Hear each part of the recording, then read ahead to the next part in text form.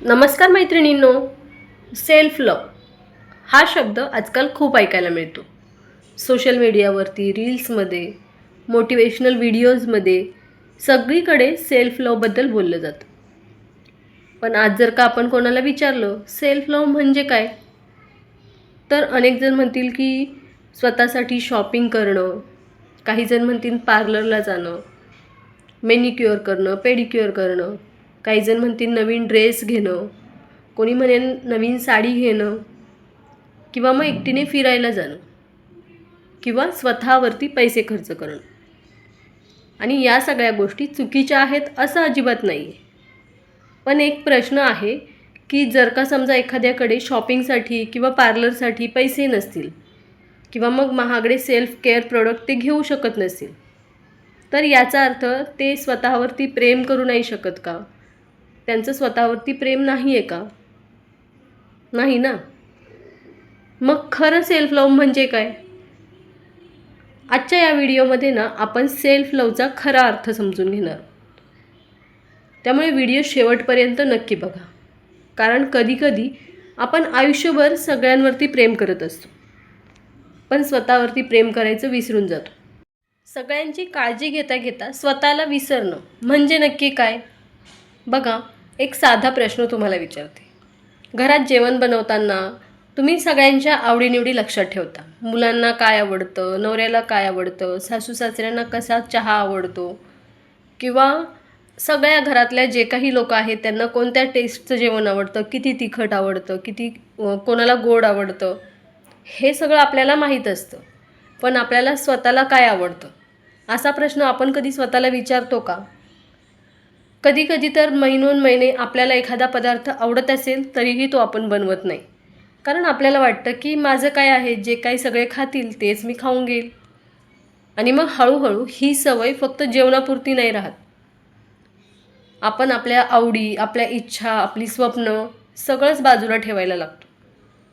आपण कधी स्वतःसाठी तयारसुद्धा होत नाही. आपण तयार कधी होतो? फक्त पार्टीसाठी जाताना, किंवा मग एखाद्या फंक्शनसाठी जाताना, एखाद्याच्या लग्नासाठी, पूजेसाठी, अशा गोष्टींसाठी फक्त आपण तयार होतो. कारण त्यावेळी आपल्याला वेगवेगळे लोक भेटणार असतात, नातेवाईक भेटणार असतात. पण कधी फक्त स्वतःला छान वाटावं, स्वतःला बरं वाटावं म्हणून आपण तयार होतो का? कधी आरशात बघून स्वतःकडे असं म्हणतो का की आज मी फक्त स्वतःसाठी तयार झाली आणि मी किती छान दिसते? इथूनच सेल्फ लवची सुरुवात होते, स्वतःला महत्त्व देण्यापासून. बघा, जर का आपण घर बांधतोय, घर बांधताना सुंदर पडदे घेतले, फर्निचर घेतलं, डेकोरेशन याच्यावर आपण खर्च केला. पण जर का त्या घराचं फाउंडेशन आहे, त्या घराचा जो पाया आहे तो जर का कमकुवत असेल तर ते घर किती दिवस टिकेल? तसंच आपल्या आयुष्याचं पण आहे. आपण जर घर, संसार, मुलं, नाती, करिअर सगळं सांभाळतोय, पण जर का आपण स्वतःशीच नातं कमकुवत केलं तर एक दिवस आतून आपल्याला थकवा जाणवायला लागतो. कारण की तुम्ही स्वतःच्या आयुष्यातील कोणीही एक्स्ट्रा पर्सन नाही आहेत, तुम्ही मेन कॅरेक्टर आहात. आणखीन एक गोष्ट म्हणजे आपण स्वतःला कमी समजतो. आणि ही गोष्ट आपण कधी शिकलो? एक गोष्ट लक्षात घ्या की कोणतं पण मूल जेव्हा जन्माला येतं तेव्हा ते स्वतःचा तिरस्कार नाही करत.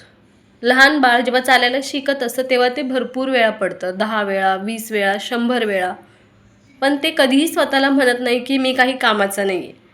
ते पुन्हा उठतं, पुन्हा प्रयत्न करतं, कारण त्याला स्वतःवरती शंका नसते. मग जेव्हा आपण मोठे होतो तेव्हा स्वतःला कमी का समजायला लागतो? कदाचित एखाद्या टीकेमुळे, किंवा कोणीतरी काहीतरी आपल्याला कधीतरी म्हटलेलं असेल की तुझ्यात एवढी क्षमता नाही आहे, किंवा तू तेवढी सुंदर नाही आहे, किंवा तू हुशार नाही आहे, तुझ्यापेक्षा ती बघ किती चांगली आहे.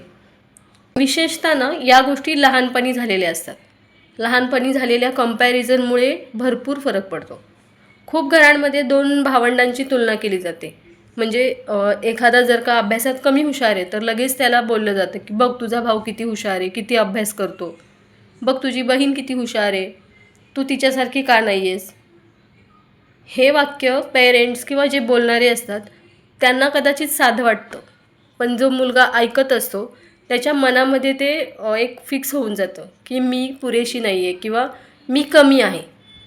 आणि मग हेच लोक जेव्हा मोठे होतात आणि त्यांना एखाद्या गोष्टीमध्ये सक्सेस मिळत नाही, किंवा मग एखाद्या ठिकाणी ते फेल होतात, तर त्यांना हेच आठवतं की नाही, मी लहानपणापासून असाच आहे, माझ्यात तेवढी कॅपेबिलिटी नाही आहे.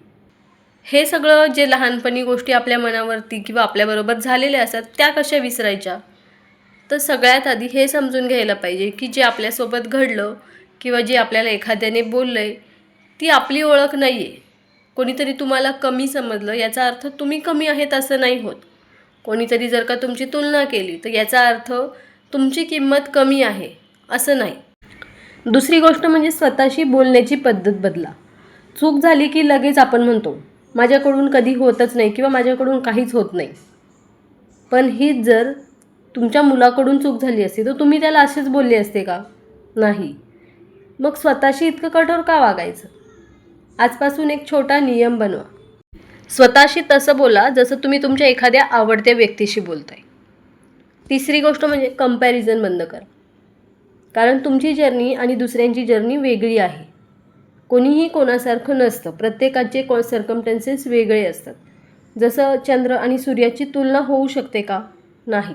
दोघांचंही सौंदर्य वेगळं असतं. तसंच प्रत्येक व्यक्ती युनिक असते. आणखीन एक महत्त्वाची गोष्ट म्हणजे इतरांच्या अप्रूव्हलची गरज भासते आपल्याला. कपडे घालताना, फोटो अपलोड करताना, स्टेटस ठेवताना किंवा काही नवीन शिकायचं असेल तर ते ठरवताना, एखादा निर्णय घेताना आपल्या मनात एक प्रश्न असतो की लोक काय म्हणतील. आणि हा प्रश्न इतका मोठा होत जातो की आपण स्वतः आपल्याला काय वाटतं हे विसरून जातो. आणि हळूहळू आपण स्वतःचं आयुष्य जास्त जगतच नाही, आपण लोकांच्या अपेक्षा जगत असतो. आणि गंमत म्हणजे लोक कधीच पूर्णपणे समाधानी होत नाही. तुम्ही कितीही काही केलं, कितीही त्यांच्याशी चांगले वागलात, कितीही त्यांच्या मनासारखं केलं तरीही काही ना काहीतरी ते तुम्हाला बोलतीलच. म्हणून तुमच्या आयुष्याचा रिमोट कंट्रोल लोकांच्या हातात देणं बंद करा. कारण की तुमचं आयुष्य तुम्हालाच जगायचं आहे, लोकांना नाही.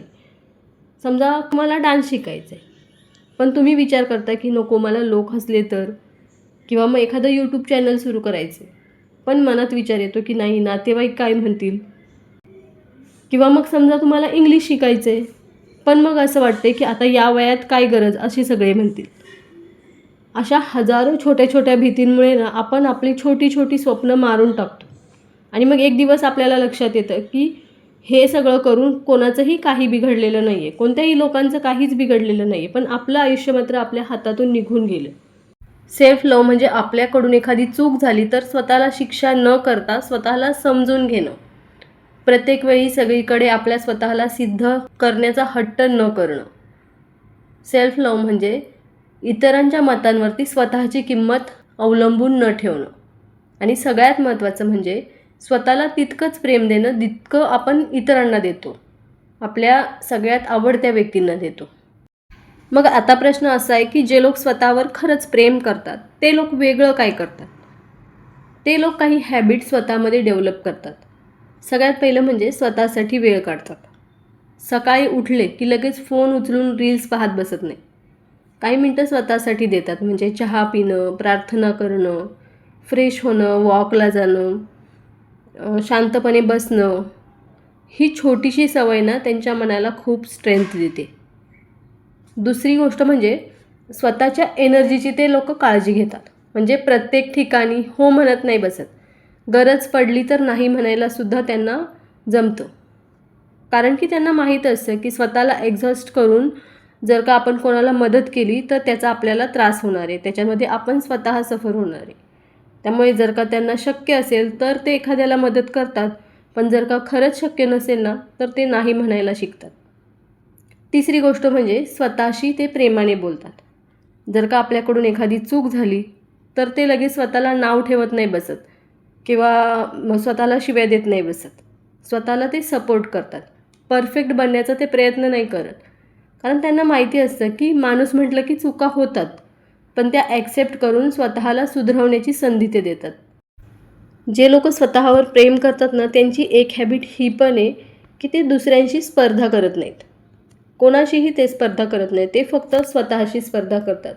म्हणजे कालपेक्षा आज थोडंसं चांगलं होण्याचा प्रयत्न ते दररोज करत असतात. आणखीन एक खूप चांगली सवय ते लोक स्वतःला लावतात, ती म्हणजे ग्रॅटिट्यूड प्रॅक्टिसची. जे नाही त्यापेक्षा जे आपल्याकडे आहे ना त्याबद्दल आभार मानतात. ग्रॅटिट्यूड प्रॅक्टिसमुळे ना मन शांत राहतं, मनाला समाधान मिळतं. आणखीन एक सवय म्हणजे ते स्वतःची तुलना कमी करतात. म्हणजे सोशल मीडियावरती जे लोक रील्स बघून खूप इन्स्पायर होतात, मग त्यांनाही तसंच करायचं असतं किंवा परफेक्ट आयुष्य एखाद्याचं सोशल मीडियावरती दिसलं की मग त्यांना स्वतःमध्ये कमी दिसते. पण अशा प्रकारची कंपॅरिझन ते लोक करत नाही. त्यांना माहिती असतं की सोशल मीडिया, त्याच्यावरती दिसणारं लाईफ हे सगळं वेगळं असतं आणि रिॲलिटी वेगळी असते. म्हणून ते स्वतःच्या प्रोग्रेसवरती जास्त फोकस करतात. स्वतःची तुलना दुसऱ्यांशी न करता कालच्या स्वतःशी करणं जास्त प्रेफर करतात. आजच्या काळात ना कंपॅरिझन करणं खूप सोपं झालं. सोशल मीडिया उघडलं की कोणीतरी आपल्यापेक्षा जास्त सुंदर दिसतं, कोणीतरी जास्त यशस्वी दिसतं, कोणीतरी खूप आनंदी दिसतं आणि मग नकळत आपण स्वतःची तुलना त्याच्याशी करायला लागतो. पण मग इथे एक प्रॉब्लेम आहे. आपण ना आपल्या संपूर्ण आयुष्याची तुलना दुसऱ्यांच्या हायलाईट रीलशी करतो. आपल्याला त्यांच्या संघर्षाची काहीही माहिती नसते, त्यांच्या अडचणी काय आहेत तेही आपल्याला माहीत नसतं. फक्त त्यांचं जे चांगलं ते रील्समध्ये दाखवतात तेवढंच आपण बघतो. आणि मग कधीकधी आपण इतकं काम करतो की शरीर थकलं आहे हे सुद्धा आपल्याला लक्षात येत नाही. पण सेल्फ लव्ह म्हणजे फक्त मनाची नाही तर शरीराची काळजी घेणं सुद्धा आहे. पुरेशी झोप, वेळेवर जेवण, पुरेसं पाणी, ते या दोन्ही गोष्टींच्या मध्ये कुठेतरी बेसिक गोष्टी इग्नोर करून आपण आनंदी नाही राहू शकत. काळजी घेताना कारण शरीर आणि मन एकमेकांशी जोडलेलं असतं. स्वतःची चूक झाली तर स्वतःला दोष देत बसण्यापेक्षा त्यातून शिकणं, लोकांची अप्रुव्हलची वाट न पाहता काही गोष्टी स्वतःसाठी करणं, स्वतः ठरवणं, स्वतः निर्णय घेणं आणि सगळ्यात महत्त्वाचं म्हणजे स्वतःशी थोडंसं चांगलं वागणं. आजचा हा व्हिडिओ पाहिल्यानंतर ना लगेच आयुष्य तुमचं बदलणार नाही, पण आजपासून एक छोटा बदल नक्की तुम्ही करू शकता. आज स्वतःलाच प्रश्न विचारा की मी जशी इतरांची काळजी घेते तशी मी स्वतःची पण काळजी घेते का? जर का उत्तर नाही असेल ना तर उद्यापासून एक छोटीशी गोष्ट स्वतःसाठी करा. मोठे मोठे बदल एकाच दिवसात नाही होत, पण छोटे छोटे बदल आपण करू शकतो. आपले छोटे छोटे बदल मिळूनच आपलं आयुष्य बदलतं आणि कदाचित सेल्फ लव्हसुद्धा तिथूनच सुरू होतं. जर का तुम्हाला हा व्हिडिओ आवडला असेल ना तर व्हिडिओला लाईक करा, शेअर करा आणि चॅनलला सबस्क्राईब करायला विसरू नका. भेटूया अशाच एखाद्या पुढच्या छानशा व्हिडिओमध्ये. तोपर्यंत स्वतःची काळजी घ्या.